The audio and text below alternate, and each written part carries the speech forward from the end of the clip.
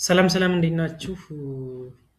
ውድ የገብሬ ቱቶሪያል ቤተሰቦች ዛሬ ይዤላችሁ የመጣሁት ከባለፈው የቀጠለ ለብቃት ፈተናዎች ሊያዘጋጇችሁ የሚችሉ ጥያቄዎችን ነው እና እነኝህን ጥያቄዎች መስራት በእውነት ታተርፉበታላችሁ።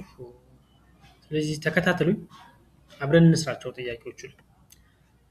ጥያቄ ቁጥር 1 ከሁለት የተለያዩ ተቆጣጣሪዎች እርስ በእርስ የሚጋጭ መመሪያ መቀበል የእርስዎን የባህሪ ብቃት ይፈትሻል። ማድረግ ያለቦት ነገር ምንድን ነው? እንግዲህ ከተለያዩ ከሁለት ተቆጣጣሪዎች ወይ ደግሞ ኃላፊዎች እርስ በርሳቸው የሚጋጭ መመሪያ ቢሰጡ እርስዎ ምን ያደርጋሉ የሚል ሀሳብ ነው። ከፍተኛ ደረጃ ካለው ተቆጣጣሪ የተሰጠው መመሪያ መከተል። ለሁለተኛ ተቆጣጣሪ ቀደም ሲል ስለተሰጠው መመሪያ በጨዋነት ማሳወቅና የትኛው ቅድሚያ እንደሚሰጠው ማብራሪያ መጠየቅ። አመርሃ ከእያንዳንዱ ተግባር ማግኘት ግማሹን ለመስራት መሞከር። ምንም አለመስራት እና ግራ ተጋብቼ ነበር ብሎ ምክንያት ማቅረብ ይላል። ከእነኛ አማራጮች ውስጥ እንግዲህ በጣም ለዚህ ጥያቄ መልስ ሊሆን የሚችለው ለላይ ያለው አማራጭ ነው ማለት ነው። እዚህ ትክክለኛው መልስ ነው። ለሁለተኛው ተቆጣጣሪ ቀደም ሲል ስለተሰጠው መመሪያ በጨዋነት ማሳወቅና የትኛው ቅድሚያ እንደሚሰጠው ማብራሪያ መጠየቅ ያስፈልጋል ማለት ነው። ጥያቄ 2 አንድ ዜጋ እርስዎ እንዲያከናውኑት ሙሉ ስልጣን የተሰጠውትን መደበኛ ጉዳይ ለመጨረስ የግድ የክፍል ኃላፊውን እንዲያየው እፈልጋለሁ ቢል የእርስዎ መልስ ምን ሊሆን ይችላል? የአሰራር ሂደቱን ስላልተከተለ መልሶ ማሰናበት። ለፍላጎታቸውን መቀበል፣ ጉዳዩን ለመፍታት ያለውትን ሚና እና ስልጣን በረጋ መንፈስ ማስረዳት እና ለመረዳት ያለውትን ቁርጠኝነት ማረጋገጥ። አመርሃ ያለምንም ቅድመ ማስጠንቀቂያ ወዲያውኑ ወደ ክፍል ኃላፊው ቢሮ መውሰድ። የክፍሉ ኃላፊው ከአገር ውጭ እንደሆነ አድርጎ መዋሸት ይላል። ከነኚህ አማራጮች ውስጥ ለቀረበው ጥያቄ ትክክለኛ መልስ ሊሆን የሚችለው ለላይ የተቀመጠው ሀሳብ ነው ማለት ነው። ስለዚህ ፍላጎታቸውን መቀበል፣ ጉዳዩን ለመፍታት ያለውትን ሚና እና ስልጣን በረጋ መንፈስ ማስረዳት፣ ለመረዳት ያለውን ቁርጠኝነት ማረጋገጥ ይሆናል ማለት ነው። ጥያቄ ቁጥር 3 በስራ ቀን ማብቂያ ላይ አዎንታዊ ወይም መጋቢነት ስቲዋርድሺፕ ባህሪ የሚታየው በየትኛው ላይ ነው? የስራ ቦታን በዝርክርክ ሁኔታ ትቶ ልክ በሰዓቱ በትኩስ መውጣት። የስራ ቦታን በዝርክርክ ሁኔታ ትቶ ልክ በሰዓቱ በትኩስ መውጣት። ለጠረጴዛውን ለማደራጀት፣ ሰነዶችን በየቦታቸው ለማስቀመጥ እና መሳሪያዎችን በትክክል ለማጥፋት 10 ደቂቃዎችን መውሰድ። መሳሪያዎችን በትክክል ለማጥፋት ሲባል እንግዲህ የምንጠቀምባቸው ኮምፒውተሮችን፣ መብራት፣ ስዊች ምናምን ሊሆን ይችላል። እነሱን ለማጥፋት 10 ደቂቃ መውሰድ። አመርሃ ታታሪ ለማምተል ብቻ አስፈላጊውን በሆነ ሁኔታ ዘግቶ መቆየት እና የቢሮ ቁሳቁሶችን ለግል አገልግሎት ወደ ቤት ይዞ መሄድ ይላል። እንግዲህ ከዚህ ውስጥ የቀረቡት አማራጮች አመርሃና ላይ ያሉት ጭራሽ የሚሆኑ አይደሉም። ላይም ያለው የስራ ቦታን በዝርክርክ ሁኔታ ትቶ ልክ በሰዓቱ በትኩስ መውጣት ይላል። ይሄም በተለይ ቀጣይ ስንመጣ አስቸጋሪ ሁኔታዎችን ሊገጥሙ ስለማይችል ሞቲቬሽናችን ስለሚገለው ያለን የስራ መንፈስ ስለሚገለው ይሄም ተገቢ አይደለም። ስለዚህ ትክክለኛው ምርጫ ነው ማለት ጠረጴዛውን ለማደራጀት፣ ሰነዶችን በቦታቸው ለማስቀመጥ እና መሳሪያዎችን በትክክል ለማጥፋት 10 ደቂቃዎችን መውሰድ ተገቢ ነው ማለት ነው። ጥያቄ ቁጥር 4 ንቁ ማዳመጥ አክቲቭ ሊስኒንግ የሚያካትተው የትኛው?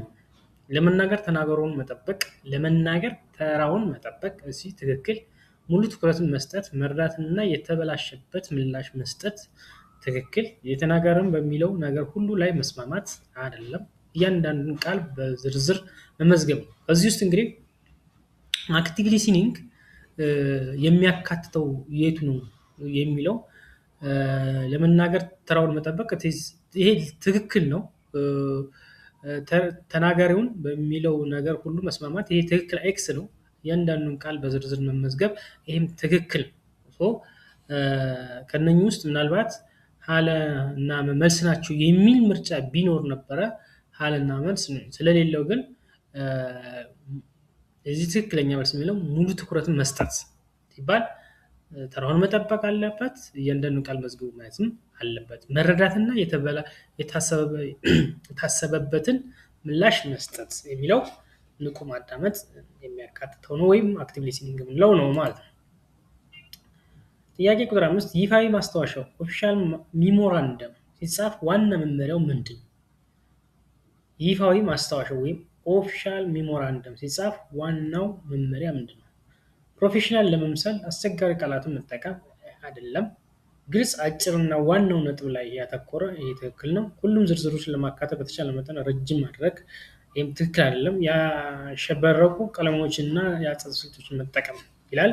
ስለዚህ የዚህኛው ትክክለኛ መልስ ለላይ የተቀመጠው ሀሳብ ግልጽ፣ አጭርና ዋናው ነጥብ ላይ ያተኮረ መሆን አለበት የሚለው ትክክለኛ መልስ ነው ማለት ነው።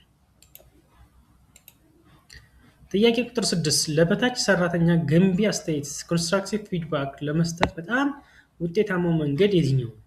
ለሌሎች ትምህርት እንዲሆን በስራ ባልደረቦቹ ፊት መስጠት፣ በግል በተወሰነ ባህሪ ላይ በማተኮር እና መሻሻልን በመጠቆም መስጠት፣ ጠንከር ያለ ጽሁፍ ማስጠንቀቂያ በመስጠት፣ ከሌላ ሰራተኛ ጋር በማወዳደር ዝቅ አድርጎ በመናገር። እነኚህ እንግዲህ ሀና ሀመር ላይ ያሉት መልስ አይደሉም። ነገር ግን ለሌሎች ትምህርት እንዲሆን በስራ ባልደረቦቹ ፊት መስጠትም ይሄ ጥሩ ነው፣ ያበረታታል። በግል በተወሰኑ ባህሪያት ላይ በማተኮር እና መሻሻልን በመጠቆም ይህም ትክክል ነው። ስለዚህ የዚህ መልስ ሀና ላይ ያሉት ሀሳቦች ይሆናሉ ማለት ነው። እንደምርጫ መምረጥ ያስቸግራል፣ ግን ሀና ላይ ሀና ለመልስ ናቸው የሚለው መልስ ሊሆን ይችላል፣ ግን ሞር ወደ ላይ ያጋድላል እና እንደዚህ ከተቀመጠልን በግል በተወሰነ ባህሪ ላይ በማተኮር እና ማሻሻልን በመጠቆም የማበረታቻ ፊድባክ መስጠት በጣም ተገቢ ነው ማለት ነው። ይሄ ላይ ያለው ሀሳብ ትክክለኛ መልስ ነው ማለት ነው። 7ኛ ውጤታማ እቅድ ለማቀድ የመጀመሪያው እርምጃ ምን ሊሆን ይችላል? ውጤታማ እቅድ ለማቀድ የመጀመሪያው እርምጃ ነው የተባለው። እዚህ ጋር ጎበዝ በደንብ ማየት ያለብን የመጀመሪያው እርምጃ ነው። ሀብቶችን መመደብ ትክክል ነው። ግልጽ ዓላማዎችና ግቦችን መወሰን ይህም ትክክል ነው። የክንውን ጊዜ ሰሌዳ ማውጣት ትክክል ነው። በቡድን አባላት ተግባራትን መመደብ ትክክል። ይሄ ሁሉም እዚህ ጋር ትክክል ነው። ግን ጥያቄያችን ምንድን ነው? የመጀመሪያው እርምጃ ነው። የመጀመሪያው እርምጃ ስላለ ሌላ የተገለጸው ሀሳብ ግልጽ ዓላማዎችና ግቦችን መወሰን አለብን ማለት። ከዛ በኋላ ምን ይሆናል? ሀብት እንመድባለን፣ የጊዜ ሰሌዳ እናወጣለን፣ ለቡድን አባላቶች እናከፋፍላለን ማለት ነው። ስለዚህ መልሱ ላይ ያለው ሀሳብ ነው ማለት ነው። 8ኛ የጋንት ቻርት በዋናነት የሚያገለግለው ለምንድን ነው? ለፋይናንስ በጀት ነው? አይደለም። የፕሮጀክት የጊዜ ሰሌዳን እና የተግባራትን ትስስር በምስል ለመመልከት ነው? ኮሬክት። ለድርጅት መዋቅር አይደለም። ለሰራተኞች አፈጻጸም ግምገማ አይደለም። ስለዚህ እዚህ ላይ የጋንት ቻርት የሚያመርተው የፕሮጀክት የጊዜ ሰሌዳን አጠቃቀም፣ ፕሮጀክታችን የጊዜ ሰሌዳ በየትኛው ሰዓት ምን ሊሆን ይችላል የሚለውን የምናሳይበት የተግባራትን ትስስር የምናሳይበት ምስል ነው ማለት ነው። እሱ ለነው ማለት ነው። ጥያቄ ቁጥር 9 ተግባራትን በውጤታማነት ቅድሚያ መስጠት ማለት ምን ማለት ነው? ተግባራትን በውጤታማነት ቅድሚያ መስጠት ማለት ቀላል ተግባር መጀመሪያ መስራት፣ የሚወዱትን ተግባር መጀመሪያ መስራት፣ በጣም አስፈላጊና አጣዳፊ በሆኑ ተግባራት ላይ ማተኮር፣ ተቆጣጣሪ በየቀኑ እንዲወስንልን መተው። እንግዲህ በውጤታማ ቅድሚያ መስጠት ማለት በጣም አስፈላጊና አጣዳፊ በሆኑ ተግባራት ላይ ትኩረት ማድረግ ነው። ተግባራትን በውጤታማነት ቅድሚያ መስጠት ማለት በጣም አጣዳፊና አስፈላጊና አጣዳፊ የሆኑ ተግባራት ላይ ቅድሚያ መስጠት ማለት ነው። ይሄ ሀሳብ ባይዘው የታይም ማኔጅመንት ኮንሴፕት ነው እና ታይም ማኔጅመንት ላይ አይዘንሃወር የሚባል አንድ ሞዴል አለ። በጣም አስፈላጊ የሆነ ጉዳይ ራስ ትሰራለህ፣ አስፈላጊ ነው ግን አጣዳፊ ያልሆነ ልትወክል ትችላለህ። አጣዳፊም አስፈላጊም ያልሆነ ሊሆን ይችላል። ጀስት አጣዳፊም አይደለም፣ አጣዳፊ አይደለም፣ አስፈላጊ ግን ነው። አስፈላጊ ሊቆይ ግን ይችላል። እሱን ታዘገየዋለህ። ከዛ ውጭ ደግሞ የማያስፈልጉ ነገሮችን ታስወግዳለህ የሚል አይዘንሃወር ላይ ያለ ሞዴል ነው እና ከታይም ማኔጅመንት ጋር ግንኙነት ያለው ሀሳብ ነው። ሀመርኋ ላይ ያለው በጣም አስፈላጊና አጣዳፊ በሆኑ ተግባራት ላይ ማተኮር ትክክለኛው መልስ ነው ማለት ነው። ጥያቄ ክትትል ኤንድ ግምገማ ሞኒተሪንግ ኤንድ ኢቫሉዌሽን ወሳኝ የሆነው ለምንድን ነው? በሰራተኞች ላይ ስህተት ለመፈለግ ነው? አይደለም።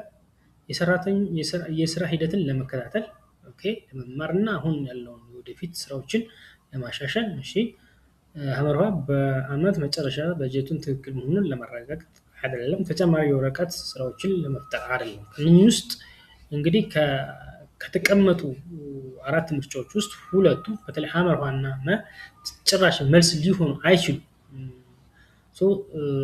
ከሀና ለላ ያሉትን ስንመለከት ደግሞ በስራዎች ላይ ስህተት ለመፈለግ ይህም አይደለም፣ አላማው አይደለም።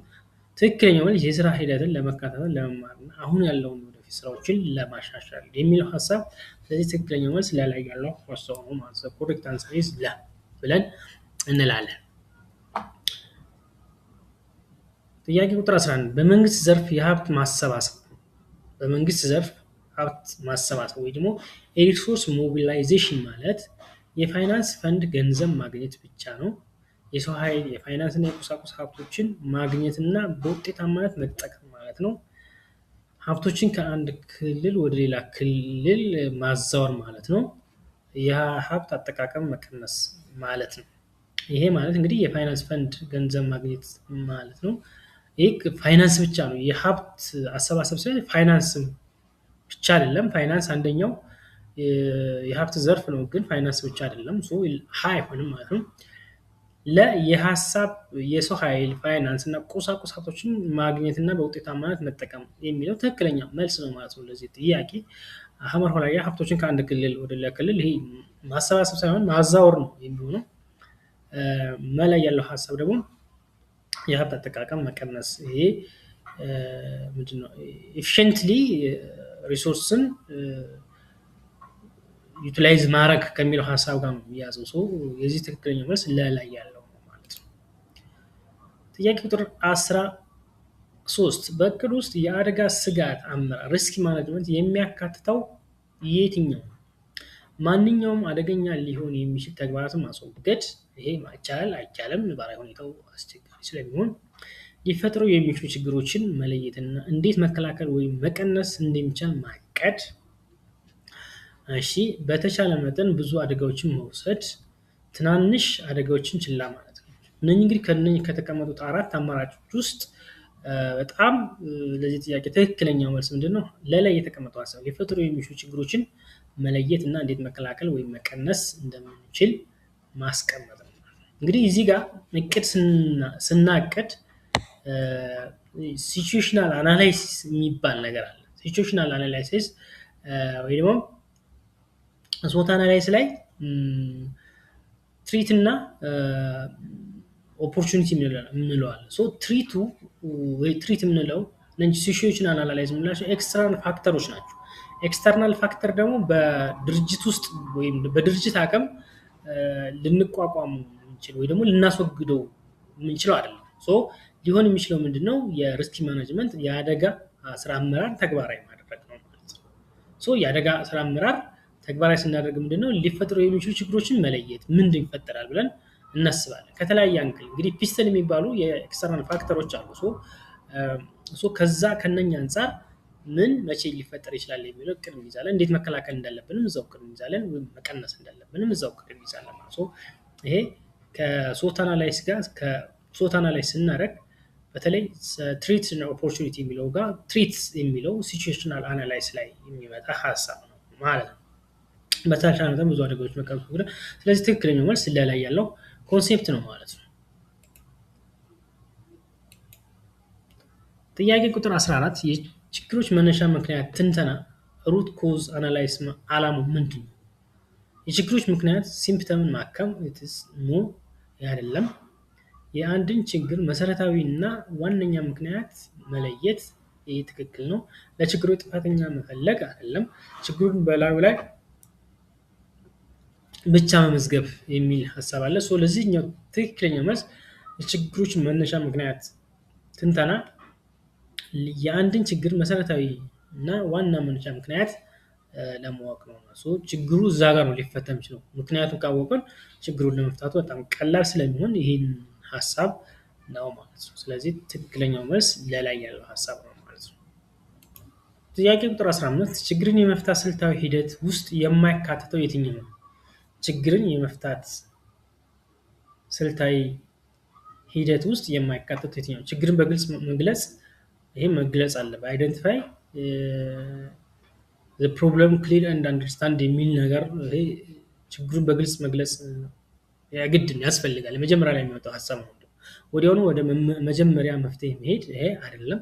አማራጭ መፍትሄዎችን ማፍለቅ እና መገምገም ትክክል ነው። የተመረጠው መፍትሄ ተግባራዊ ማድረግ የሚል ነው። ስለዚህ ይሄኛው ወዲያውኑ ልክ ችግሩ ሲፈጠር ወደ መጀመሪያ መፍትሄ መሄድ፣ ወደ መጀመሪያ መፍትሄ ከመሄዳችን በፊት ምን መደረግ አለበት? የመፍትሄ አማራጮች ወይ ኦልተርናቲቭ ሶሉሽን የምንላቸው ነገሮችን አናላይዝ ማድረግ አለብን፣ መተንተን አለብን። የትኛው ከየትኛው ይሻላል የሚለውን ነገር ኮስት ኢፌክቲቭ ወይም ደግሞ ከአዋጭነቱን በደንብ ማጥናት አለብን። ወዲያውኑ ወደ መጀመሪያ አማራጭ ወዲያውኑ ወደ መጀመሪያ መፍትሄ መዝለል አለብን ነው የሚለው። ይሄ ትክክለኛው መልስ ሊሆን የሚችለው ለነው ማለት ነው። የማይካተተው ስላለ ይሄኛው ወዲያውኑ ሳይሆን አናላይዝ ተደርጎ ምናምን ተፈትሾ አዋጭነቱ ተጠንቶ ከተለያየ ፋክተር አንፃር ተገናኝቶ ወደ መፍትሄ የምንሄደው ማለት ነው። የዚህ ክፍል የመጨረሻ ጥያቄ ችግሮችን በመፍታት ረገድ ፈጠራ ክሪኤቲቪቲ አስፈላጊ የሆነበት ለምንድን ነው? ክሪኤቲቪቲ አስፈላጊ የሆነበት ችግሮችን ለመፍታት ክሪኤቲቪቲ አስፈላጊ የሆነበት ምክንያት ምንድን ነው?